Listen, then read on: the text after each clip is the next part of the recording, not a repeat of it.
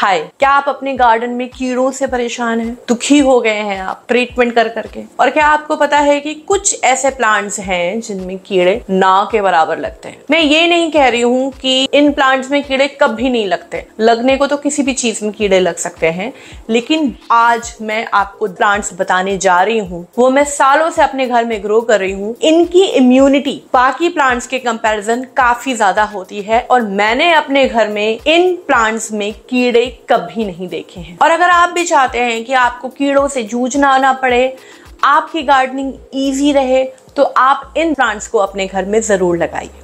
मैं in plants के नाम बताऊंगी और बेसिक केयर भी बताऊंगी। So let's start.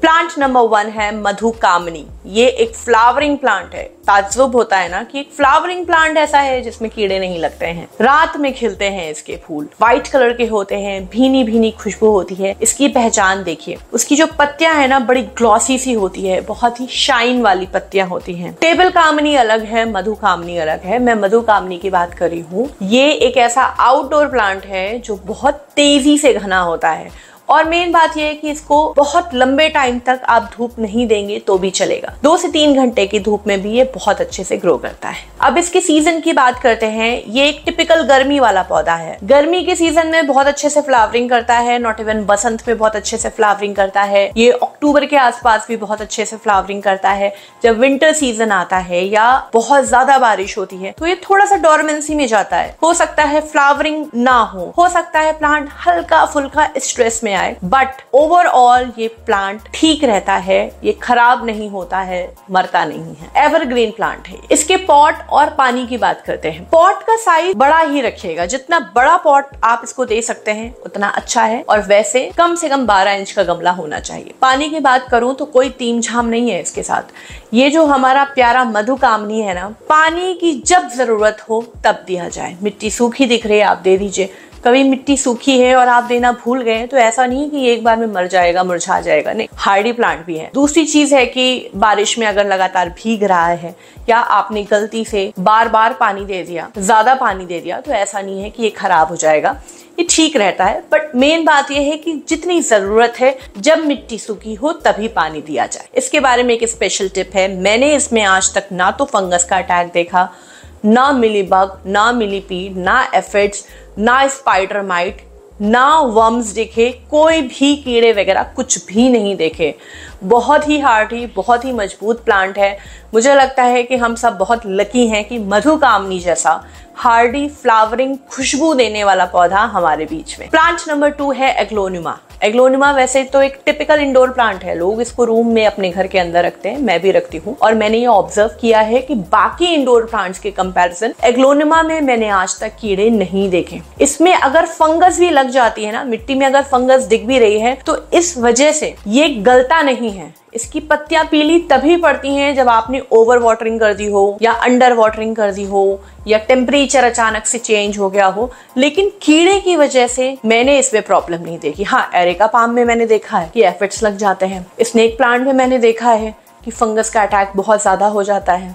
जीजी में देखा है मैंने कुछ प्रॉब्लम आ जाती है। पिछले 10 सालों में मैंने एग्लोनिमा में कोई भी कीड़े से रिलेटेड प्रॉब्लम नहीं देखी है। ये एक बहुत ही सुंदर खूबसूरत प्लांट है। सीधे नीचे से स्टेम से ही पत्तियां निकलती हैं, पत्तियां कलरफुल होती हैं, बहुत सारी वैरायटीज होती हैं। जितनी भी वैरायटी है उनमें मैंने कभी भी कीड़े नहीं देखे हैं। इसके सीजन की बात करते हैं। ये एक टिपिकल गर्मी वाला पौधा है। मार्च से लेके सितंबर तक आप इसको किसी भी नर्सरी से खरीद सकते हैं, लेकिन जब ठंड शुरू होगी तो ये थोड़ा सा दिक्कत में आएगा। इसकी पत्तियां पीली होने लगेंगी, ये थोड़ा सा झुक जाएगा, मुरझा जाएगा, लेकिन जैसे ही बसंत आएगी ये अपने आप ठीक होने लगेगा। आप चाहें तो इसको नर्सरी से खरीद सकते हैं या किसी के पास एग्लोनिमा हो तो ये रूट से नए नए बेबी प्लांट निकालता है, आप उससे भी डिवाइड करके इसको अपने घर पे लगा सकते हैं। इसको कंपैरेटिवली छोटा पॉट ही चाहिए, मैक्सिमम 8 इंच। इससे बड़े पॉट में एग्लोनिमा को नहीं लगाना चाहिए।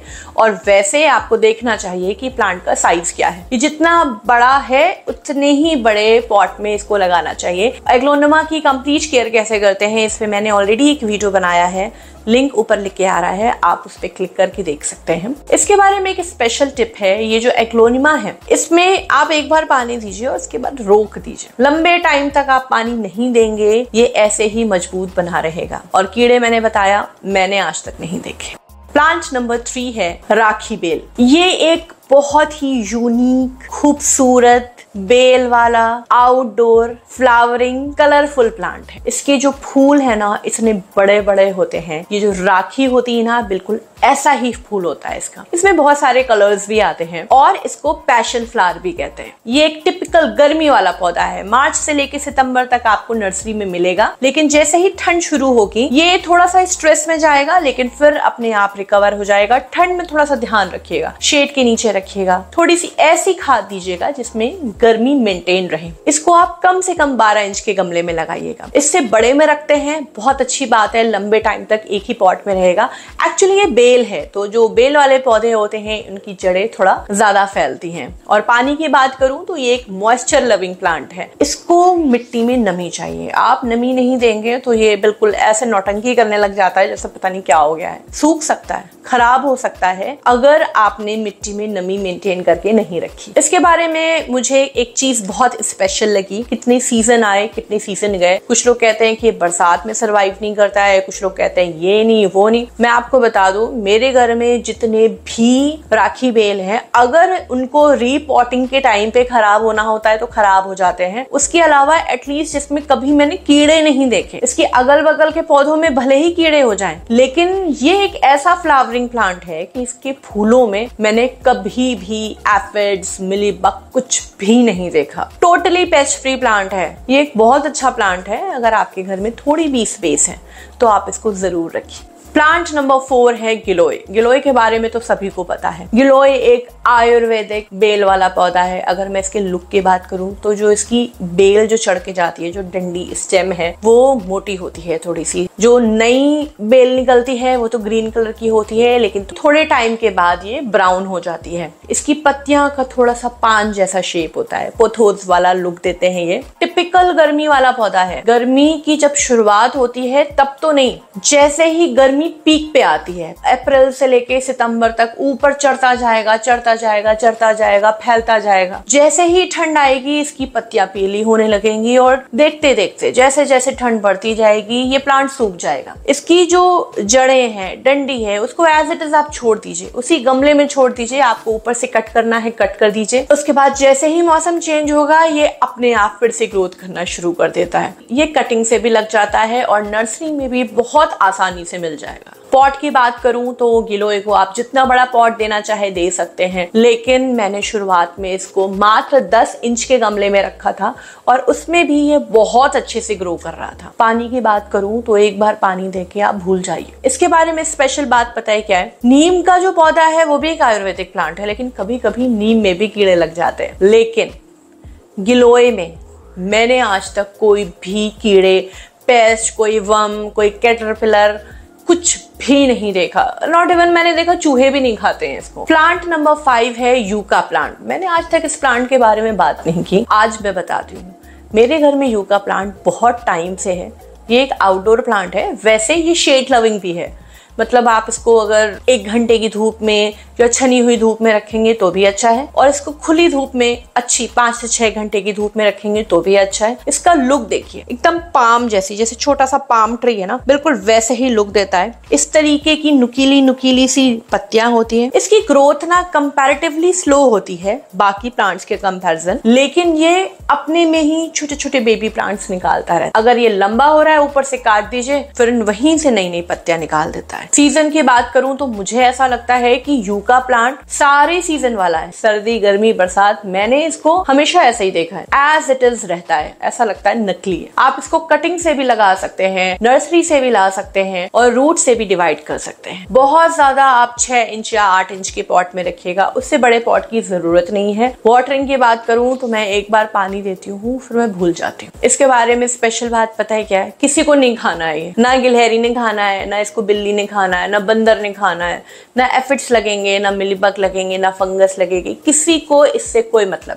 प्लांट नंबर 6 लोगों को बिलीव नहीं होगा, मधुमालती, रैंगून क्रीपर, झुमका बेल भी कहते हैं। कितना खूबसूरत आउटडोर फ्लावरिंग प्लांट है ये। बेल वाला पौधा है। पहले इसके फूल व्हाइट कलर के होते हैं, फिर बेबी पिंक कलर के होते हैं, फिर रेड कलर के होते हैं और इसमें ना खुशबू, हल्की सी भीनी भीनी सी खुशबू होती है। सीजन की बात करूं तो ये एक टिपिकल गर्मी वाला पौधा है। पूरी गर्मी ये फ्लावरिंग करता है, ये बात बिल्कुल सच है। और जैसे ही ठंड आती है ये पत्तियां पीली होने लगेंगी, थोड़ा थोड़ा मुरझाने लगेगा, सूखने लगेगा। जो कंटेनर में लगे हैं, पॉट में लगे हैं, हो सकता है काफी ज्यादा मुरझा जाए, लेकिन जैसे ही बसंत ऋतु आती है ये फिर से हरा भरा हो जाता है, फिर से ग्रोथ शुरू कर देता है, मतलब मरता नहीं है। एक चीज और है, मैंने ऑब्जर्व किया है, इसका जो पीक टाइम है वो है जब टेम्परेचर 25 से 28 डिग्री के बीच में होता है, स्पेशली बसंत के मौसम में। मेरे तो भगवान की दया से मधुमालती में पूरे सीजन फ्लावरिंग होती है, लेकिन बहुत से लोग ऐसे हैं जिनके मधुमालती में सिर्फ और सिर्फ बसंत में फ्लावरिंग होती है। 12 इंच के गमले में ये फ्लावरिंग नहीं करेगा। इसे बड़े से बड़े पॉट में रखिए, इसको सपोर्ट देके रखेंगे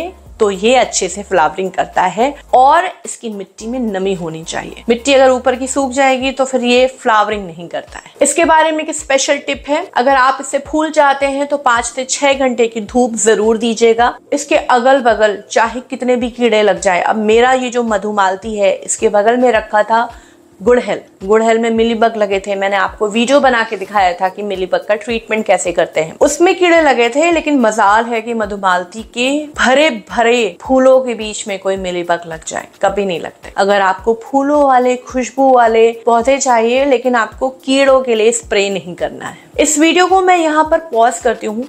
सबसे पहले आपसे रिक्वेस्ट कर रही हूँ कि इस चैनल को सब्सक्राइब करिए।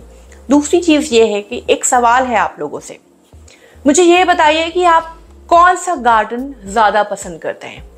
पहला गार्डन वो है जिसमें चीजें बहुत कलरफुल हैं, पॉट्स बहुत सुंदर हैं, कुछ कुछ DIY, कहीं लेडी बग बना है, कहीं कुछ बना है, मूर्ति उड़ती रखती, ऐसे गार्डन आपको ज्यादा पसंद है?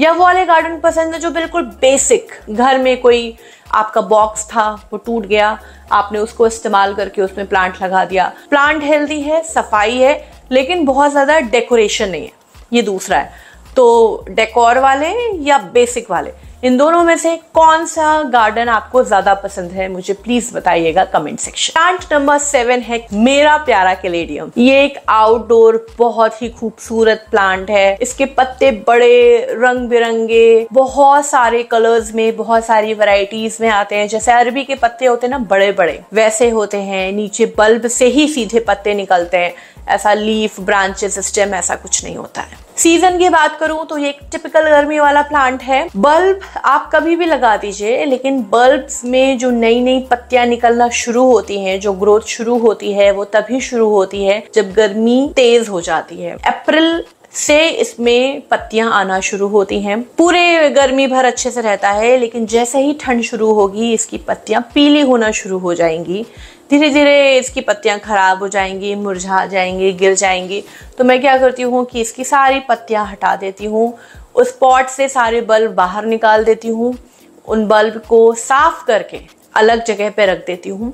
और जब अगेन सीजन आता है तो मार्च एंड तक मैं इसको मिट्टी में गाड़ देती हूँ। इसको अगर आप चौड़े पॉट में रखेंगे तो अच्छा है, क्योंकि ये डिवाइड होता रहता है, 1 से 2, 2 से 4 अपने आप बनते रहते हैं। लेकिन इसको बहुत ज्यादा गहराई नहीं चाहिए, मैक्सिमम 10 इंच, इससे ज्यादा गहराई में आप इसको ना रखें तो ठीक है। पानी की बात करूं तो नीचे एक्चुअली बल्ब होते हैं आलू जैसे, ज्यादा पानी देंगे तो गल जाएंगे, सड़ जाएंगे, इसलिए पानी एक बार दें, अच्छे से दें और उसके बाद थोड़े दिनों का वेट करें। इसकी एक स्पेशलिटी है, अगर आप ज्यादा पानी दे देंगे तो इसकी जो बल्ब हैं वो गल जाएंगे, रूट्स सड़ जाएंगी, पत्तियां खराब हो जाएंगी, ये एक अलग बात है। लेकिन कीड़े नहीं लगेंगे। इसके पत्ते मैंने कभी किसी को खाते हुए नहीं देखा है, कोई कीड़े लगते नहीं देखे हैं। और मेन चीज ये है कि इसमें कोई फर्टिलाइजर की भी जरूरत नहीं है। आप कुछ करें ना करें, इसने अपने आप ही बढ़ना है, इसको कोई केयर नहीं चाहिए। बहुत ही हार्डी और पेस्ट फ्री प्लांट है और मेरे ख्याल से ये आपके यहाँ होना चाहिए और आजकल ये ट्रेंड में है। Plant number 8 bougainvillea. बोगनवेलिया के बारे में सब जानते हैं, ये एक आउटडोर फूलों वाला पौधा है। फूल बहुत ही यूनिक होते हैं, पहले ऐसा लगता है कि पत्ती है, फिर ये धीरे धीरे कलर चेंज कर देते हैं। मैंने बोगनवेलिया पे कंप्लीट वीडियो बनाई है, ऊपर लिंक आ रही है, आप उसको क्लिक करके देख सकते हैं। मेन चीज ये है कि जो बोगनवेलिया है इसमें कांटे होते हैं, तो बाउंड्री पे रखा हुआ है मैंने। इसमें बंदर भी नहीं आते हैं, कांटे की वजह से ना सब डरते हैं। और नॉट इवन मैं भी कभी कभी इसकी प्रूनिंग करती हूँ, इसकी केयर करती हूँ, मैं भी थोड़ा देख के करती हूँ, वरना कांटे लग जाते हैं। वैसे तो ये टिपिकल गर्मी वाला पौधा है, लेकिन ऐसा नहीं है कि सर्दी के मौसम में ये मर जाएगा, खराब हो जाएगा, थोड़ा स्ट्रेस में जाएगा। लेकिन जैसे ही बसंत आती है ये फिर से हरा भरा हो जाता है और फिर से फ्लावरिंग करना शुरू कर देता है। 12 इंच के गमले में रखिएगा, पानी एक बार देंगे फिर भूल जाएंगे तो ये ज्यादा फ्लावरिंग करता है। बार बार पानी देंगे तो हो सकता है कि इसको थोड़ी सी दिक्कत हो। इसकी स्पेशलिटी यही है कि इसमें कीड़े नहीं लगते हैं। हाँ, पॉलिनेटर्स आएंगे, मधुमक्खी आएगी, लेकिन ये मिली बग्स, स्पाइडर माइट, ये सब कुछ देखने को नहीं मिलेगा। मेरे जितने भी प्लांट्स हैं उनमें मैं 10 दिन में एक बार नीम ऑयल का स्प्रे या नीम की पत्ती है उसका स्प्रे या प्लांट प्रोटेक्टर का स्प्रे करती रहती हूँ। अगर मेरे पास जो नीम ऑयल का सोल्यूशन है वो कम है तो मैं क्या करती हूँ कि बाकी प्लांट्स में स्प्रे करती हूँ और इन प्लांट्स को छोड़ देती हूँ, क्योंकि मुझे पता है कि इनमें कीड़े नहीं लगेंगे। लेकिन फिर भी महीने में एक बार इन पे स्प्रे करना चाहिए। ये बात डैम श्योर है, ये बात पक्की है। किसी और में कीड़े लगे या ना लगे, इनमें कीड़े नहीं लगते हैं, लेकिन सेफर साइड महीने में एक बार स्प्रे जरूर करती हूँ। इन प्लांट्स को आप घर पे रखोगे ना तो एटलीस्ट एक हद तक तो आपका काम बहुत ही हल्का हो गया, टेंशन फ्री हो गए हो आप। मैंने जो सवाल पूछा था कौन सा गार्डन पसंद है वो आप जरूर बताइएगा। वीडियो को यहाँ तक देख रहे हैं तो शेयर जरूर करिएगा, जिससे और लोग भी इस वीडियो को देखें। और एक चीज और है, अगर आप जानना चाहते हैं कि मैंने मिलीबग का ट्रीटमेंट कैसे किया तो ये वीडियो जो दिखाई दे रही है इस पे आप क्लिक करके देख सकते हैं। मिलते हैं नेक्स्ट वीडियो में। So make your own garden, be safe and stay connected. Bye bye.